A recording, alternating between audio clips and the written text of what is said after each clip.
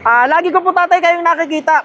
Tuwing ako'y nagbibiyahe, lagi ko po kayong nakikita na may ganun. Mga taga saan po kayo tatay? Oo, taga Bicol. Ay! Orasan mo! Taga Bicol! O nang masiste.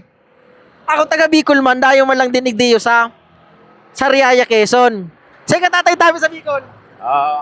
Ginubatan Albay. Ginubatan Albay po ako. Si tatay ay taga Ginumat. Ako man po ay taga Daat Camarines Norte lang. Pasahin mo ka mo tatay.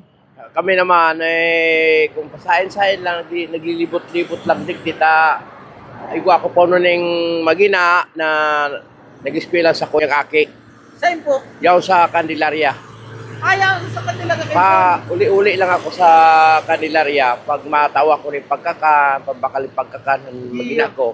Ibig sabihin, ay inisin na tatay ay literal na umaasa sa biyaya ng Diyos. Kasi ano po, sila po talaga yung literal na umaasa sa mga taong may mabubuting kalooban, na kung ano man yung mga bagay na maibigay sila. Ibig sabihin tatay, hindi ka na nakakatrabaho. Ano po? Hindi na po ako makakapagtrabaho dahil stroke na po ako.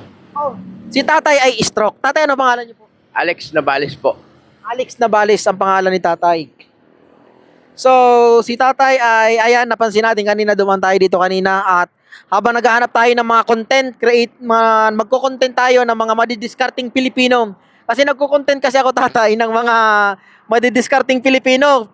Kino-content ko yung mga kargador dyan, mga nagbo-vulcanize.